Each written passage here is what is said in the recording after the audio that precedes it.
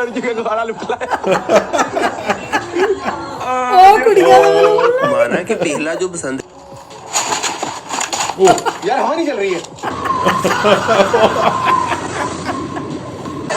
इनू मैं अकेले से बड़ गया कि आज सज्जना दी बेरी उत्ते खुदी फस गई।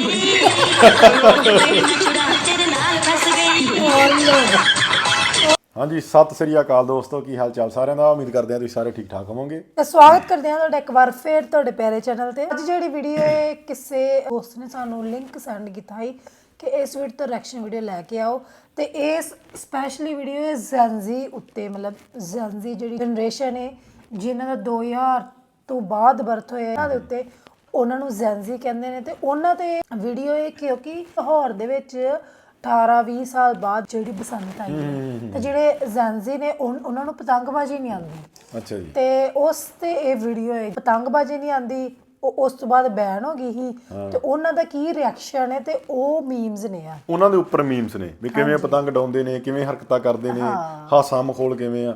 ਤੇ ਕੋਈ ਨਹੀਂ, ਜਿਹੜੇ ਦੋਸਤ ਅੱਜ ਨਵੇਂ ਆਏ ਨੇ ਸਾਡੇ ਨਾਲ ਜੁੜੇ ਨੇ, ਵਿਜ਼ਿਟ ਕੀਤਾ ਸਾਡੇ ਚੈਨਲ ਤੇ, ਚੈਨਲ ਸਬਸਕ੍ਰਾਈਬ ਕਰ ਲਓ ਲਾਜ਼ਮੀ। ਆਪਾਂ ਇੱਕ ਸੀਰੀਜ਼ ਨਵੀਂ ਸ਼ੁਰੂ ਕੀਤੀ ਹੈ ਜਿਹਦੇ ਵਿੱਚ ਆਪਾਂ YouTube ਸਟੂਡੀਓ ਬਣਾ ਰਹੇ ਹਾਂ ਇੱਕ ਘੱਟ ਬਜਟ ਦੇ ਵਿੱਚ, ਕਿਵੇਂ ਹਰੇਕ ਬੰਦਾ ਆਪਣੇ ਘਰ ਦੇ ਵਿੱਚ YouTube ਸਟੂਡੀਓ ਬਣਾ ਸਕਦਾ ਆ। ਸੋ ਕਿਸ ਤਰੀਕੇ ਨਾਲ, ਕਿੰਨਾ ਖਰਚਾ, ਕੀ ਹਿਸਾਬ ਕਿਤਾਬ, ਸਾਰਾ ਤੁਸੀਂ ਜਾ ਕੇ ਸਾਡੇ ਚੈਨਲ ਤੇ ਜਾ ਕੇ ਉਹ ਵੀਡੀਓ ਦੇਖ ਸਕਦੇ ਹੋ, ਵਲੋਗਿੰਗ।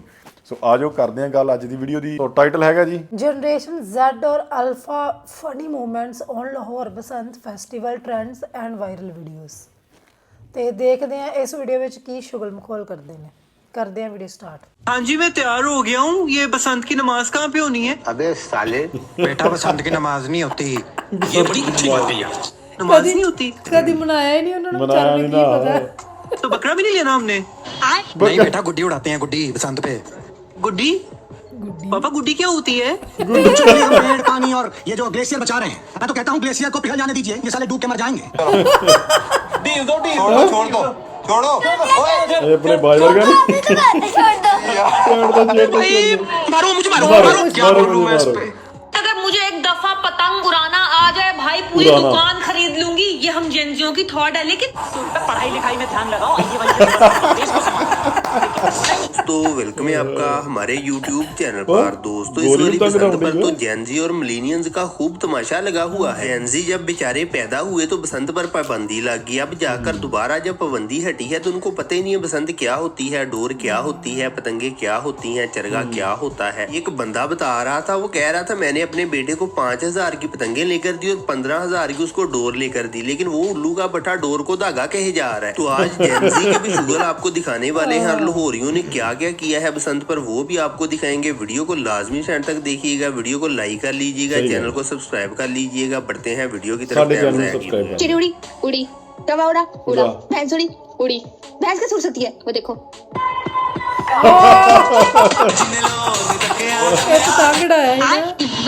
तो जैसा कि आपको पता है, मतलब कि जो बसंत चल रही है ना, कुछ भी पॉसिबल हैगा, मज भी उड़ूगी, सब कुछ उड़ूगा। तो लाहौरियों के डीएनए में शामिल है और दुनिया में सबसे ज्यादा खोते खाने का वर्ल्ड रिकॉर्ड भी लाहौरियों ने कायम कर रखा है। तो ऐसे बसंत के मौके पर लाहौरियों ने इस बात को साबित भी कर दिया है। देखिएगा लाहौर की फिजाओं में गधे को उड़ते हुए जरा। गधा उड़ा उड़ा, वो कैसे उड़ सकता है? वो भी उड़ सकता है, देखो। और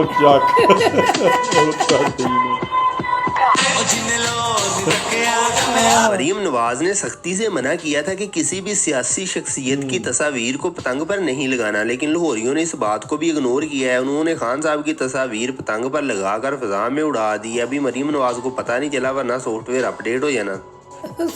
इमरान खान उड़ा उड़ा वो देखो।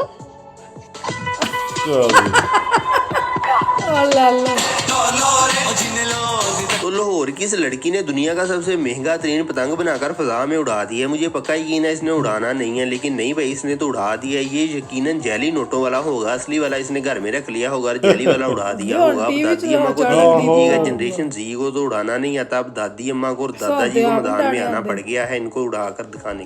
ਮੈਨੂੰ ਆਉਂਦਾ ਪਤੰਗ ਜ਼ਰੂਰ ਪਹਿਲਾਂ ਕਟਾਏ ਨੇ, ਇੱਕ ਕਟਿਆ ਵੀ ਗੱਲ ਮੈਂ ਉਹਦਾ ਪ੍ਰੂਫ ਨਹੀਂ ਹੈਗਾ, पर मैं जरूर अगला भी पतंग ਅਸੀਂ ਨਹੀਂ ਉਦ ਤੱਕ ਮੰਨਣਾ ਜਦ ਤੱਕ ਸਾਨੂੰ ਵੀਡੀਓ ਨਹੀਂ ਦਿਖਾਉਂਦੇ। आ जाएगी वीडियो जल्दी अपने चैनल साथ उड़ाती हूँ, अब नहीं उड़ेगा। बंदा और भैंस के साथ उड़ा उड़ा, वो कैसे? वो देखो। माजना बंदा भी। अरे खतरनाक खतरनाक लोग हैं। बहुत सारे ऐसे लाहौरिये हैं जो बेचारे बुरी तरह से फंसे हैं। उनके साथ हुआ ये है कि उसी दिन गवर्नमेंट ने बसंत की डेट दे दी और उसी दिन उनकी शादी की डेट आ गई। अब उनको समझ नहीं आ रहा कि शादी करें या बसंत मनाएं। बसंत भी 18 साल के बाद आई और शादी भी बड़ी जरूरी है, ये भी जिंदगी में भाई पहली बार करनी है, तो बड़ी मुश्किल में फंस गए हैं। अब उनको समझ नहीं आ रही कि क्या करें, किधर जाएं। आपकी बरात बार इंतजार करिए, आप यहाँ गुड़िया उड़ा रही हैं। पसंद का आज आखिरी दिन है, फिर पता नहीं कब पसंद आया, कुछ पहले ही 25 साल बाद आई है, फिर पता नहीं कब है। कई कह रहे 25 साल बाद, कई ਹਾਂ ਕਈ 18 ਸਾਲ ਬਾਅਦ, ਕਈ 20 ਸਾਲ ਬਾਅਦ। ਬਾਕੀ ਜਿਹੜੇ ਜਿਨ੍ਹਾਂ ਨੂੰ ਪੂਰਾ ਪਤਾ ਨਾ ਪਰਫੈਕਟ, ਉਹ ਸਾਨੂੰ ਜਰੂਰ ਦੱਸਿਓ ਵੀ ਸੱਚਾਈ ਕਿਹਦੇ ਵਿੱਚ ਆ, 25 ਸਾਲ ਜਾਂ 18 ਸਾਲ, ਦੋਨਾਂ ਚੋਂ ਕਿਹੜਾ ਠੀਕ ਆ। ਇੱਕ ਮਿੰਟ ਸਾਨੂੰ ਦੱਸਿਓ।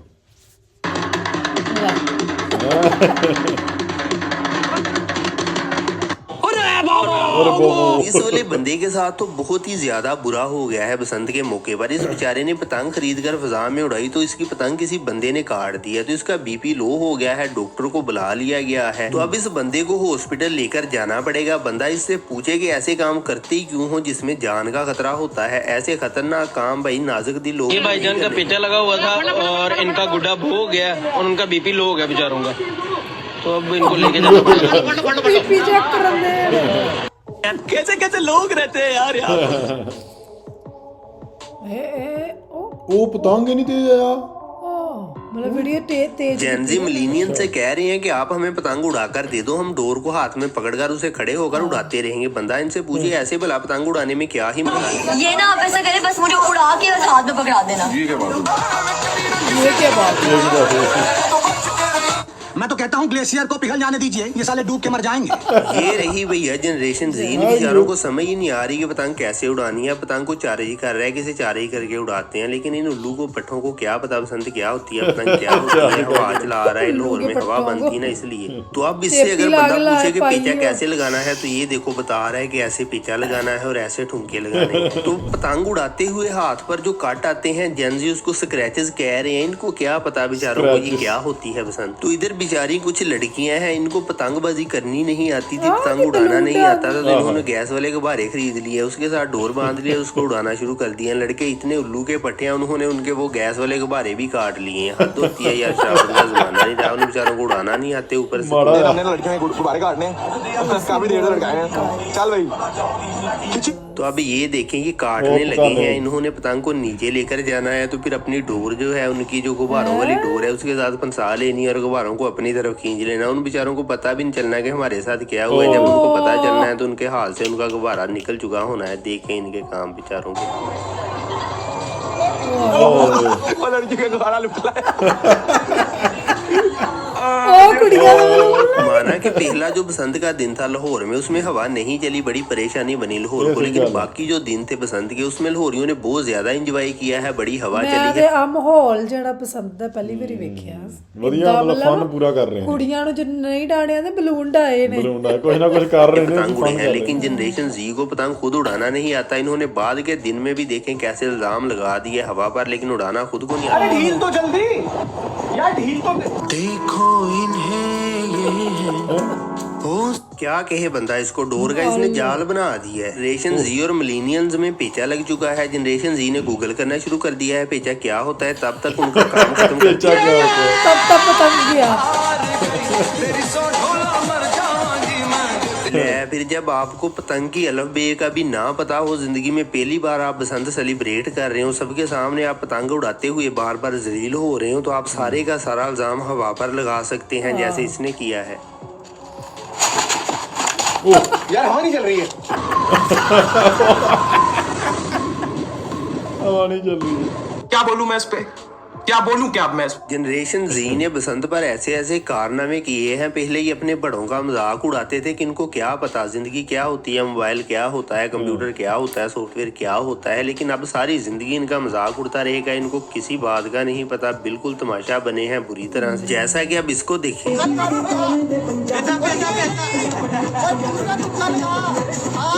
जेनजी को तो आपने देख लिया, अब जरा अल्फा को भी देख लीजिएगा। ये क्या करें, इन्होंने रोना शुरू कर दिया है कि हवा नहीं नहीं चलती बसंत वाले दिन क्या इसके जैन अल्फा ਨੂੰ ਇਹ ਵੀ ਦੱਸਣਾ ਪਏਗਾ ਕਿ ਭਾਈजान ਇਹ ਨਾਰਾਜ਼ ਕਿਉਂ ਨੇ ਕਿ मैंने गुड्डी उड़ानी है तो गुड्डी उड़ान ਲਈ ਹਵਾ ਦੀ ਜ਼ਰੂਰਤ ਹੈ ਹਵਾ ਚੱਲ ਹੀ ਨਹੀਂ ਰਹੀ ਪੂਰਾ ਲਾਹੌਰ ਹਵਾ ਲੱਭ ਰਿਹਾ ਉਹਨੂੰ ਹਵਾ ਨਹੀਂ ਲੱਭ ਰਹੀ ਇਹਦੇ ਚ ਅਸੀਂ ਕੁਝ ਨਹੀਂ ਕਰ ਸਕਦੇ ਬੱਚੋ समझो। और इस वाले ने पतंग उड़ा दी फिजा में लेकिन पहले ही दिन इसकी पतंग कट गई है सॉरी पहले ही घंटे में इसकी पतंग कट गई है तो अल्फा अपनी अम्मी के पास बैठकर रो रहा है। देखें भाई इसको समझ नहीं आती पतंगे कटती रहती हैं लेकिन परेशान नहीं होते खुश होते। ਇਹਨੂੰ ਮੈਂ ਇੱਕ ਨਸੀਬਣ ਕਿਹਾ ਸੀ ਕਿ ਅੱਜ सज्जना ਦੀ ਬੇਰੀ ਉੱਤੇ ਗੁੱਡੀ ਫਸ ਗਈ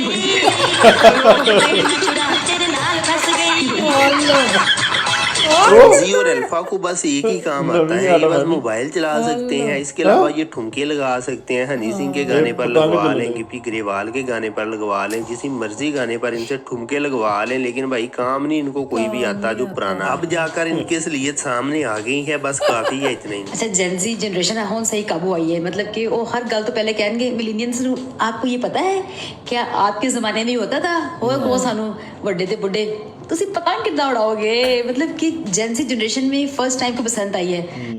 ਇਹ ਤਾਂ ਵਾਕਈ ਉਹਨਾਂ ਦਾ ਮਜ਼ਾਕ ਬਣ ਗਿਆ ਮਜ਼ਾਕ ਆਟੋਮੈਟਿਕ ਉਹਨਾਂ ਨੇ ਆਪ ਹੀ ਬਣਾ ਲਿਆ ਕਿਉਂਕਿ ਜਦੋਂ ਉਹਨਾਂ ਨੂੰ ਪਤਾ ਸੀ ਵੀ ਬਸੰਤ ਆ ਰਹੀ ਹੈ 3 ਦਿਨ ਦੀ ਪਰਮਿਸ਼ਨ ਮਿਲ ਗਈ ਆ ਤੁਸੀਂ ਵੀਡੀਓ ਹੀ ਦੇਖ ਲਓ ਕਿੱਦਾਂ ਡਾਉਣਾ ਨਹੀਂ ਡਾਉਣਾ ਜਾਂ ਕਿਸੇ ਵੱਡੇ ਨੂੰ ਪੁੱਛ ਲਓ ਵੀ ਪਤੰਗਬਾਜ਼ੀ ਕਿੱਦਾਂ ਕਰਨੀ ਵੀਡੀਓ ਵੇਖ ਕੇ ਜਾਂ ਮਤਲਬ ਇਦਾਂ ਨਹੀਂ ਆਉਂਦੀ ਉਹ ਜਦੋਂ ਆਪਾਂ ਰੋਜ਼ ਡਾਈਏ ਨਹੀਂ ਘੱਟੋ ਘੱਟ ਨੂੰ ਇਹ ਤਾਂ ਪਤਾ ਲੱਗ ਜਾਏ ਨਾ ਵੀ ਪਤੰਗ ਹੈ ਕੀ ਕਈਆਂ ਨੂੰ ਵੀ ਨਹੀਂ ਪਤਾ ਵੀ ਪਤੰਗ ਕੀ ਆ ਹਾਂ ਹੋ ਠੀਕ ਸਕਦਾ ਨਹੀਂ ਹੁਣ ਜਦੋਂ ਅਸੀਂ ਛੋਟੇ ਸੀਗੇ ਅਸੀਂ ਤੇ ਇਹ ਸਿਚੁਏਸ਼ਨ ਇੱਥੇ ਨਹੀਂ ਹੈ ਇੰਡੀਆ 'ਚ ਨਹੀਂ ਆਈ ਕਿਉਂਕਿ ਇੱਥੇ ਤੇ ਮਤਲਬ ਚੱਲਦੀ ਰਹਿੰਦੀ ਬਸੰਤ ਦੇ ਸਾਰਿਆਂ ਨੂੰ ਹੁਣ ਉੱਥੇ ਸਿਚੁਏਸ਼ਨ ਆਈ ਹੈ ਕਿ ਇੱਥੇ ਉਲਟਾ ਹੈ ਕੰਮ ਇੱਥੇ ਜਿਹੜੇ ਆਪਾਂ ਛੋਟੇ ਹੁੰਦੇ ਪਤੰਗ ਡਾਉਂਦੇ ਰਹੇ ਆ ਹੁਣ ਅਸੀਂ ਪਤੰਗਬਾਜ਼ੀ ਛੱਡ ਚੁੱਕੇ ਕਦੋਂ ਦੀ ਹਨਾ ਡਾਉਂਦੇ ਬਹੁਤ ਘੱਟ ਕਦੀ ਡਾਇਆ ਨਹੀਂ ਹੁਣ ਉਦਾਂ ਹੀ ਸ਼ੌਂਕ ਨਾਲ ਡਾਲੀ ਦੇ ਕਦੇ ਕਦਾਈ ਹਨਾ ਸਾਨੂੰ ਘਟ ਗਿਆ ਪਤੰਗ ਡਾਉਂਦਾ ਘੱਟ ਪਤਾ ਲੱਗਣਾ ਕਿ ਡਾਏ ਨਹੀਂ ਸੀ ਜਿਹੜੇ ਬੱਚੇ ਨੇ ਸਾਡੇ ਇੱਧਰ ਚੜ੍ਹਦੇ ਪੰਜਾਬ ਦੇ ਜਾਂ ਇੰਡੀਆ ਦੇ ਛੋਟੇ ਛੋਟੇ ਬੱਚੇ ਛੋਟੇ 5-5 10 ਸਾਲ ਦੇ ਉਹਦੇ ਨੇਰੀ ਲਿਆਉਣ ਦੇ ਪਤੰਗਾਂ ਦੀ ਆ ਕੱਲ ਮੈਂ ਦੇਖ ਰਿਹਾ ਸਾਡੇ ਬੈਕ ਸਾਈਡ ਤੇ ਸਕੂਲ ਆ ਛੋਟਾ ਬੱਚਾ ਤੇ ਜਾ ਕੇ ਪਤੰਗਬਾਜ਼ੀ ਪੇਚੇ ਲਾਉਣ ਦੇ ਨੇ ਬੱਚੇ ਉਹਨਾਂ ਨੂੰ ਜ਼ਿਆਦਾ ਨੌਲੇਜ ਆ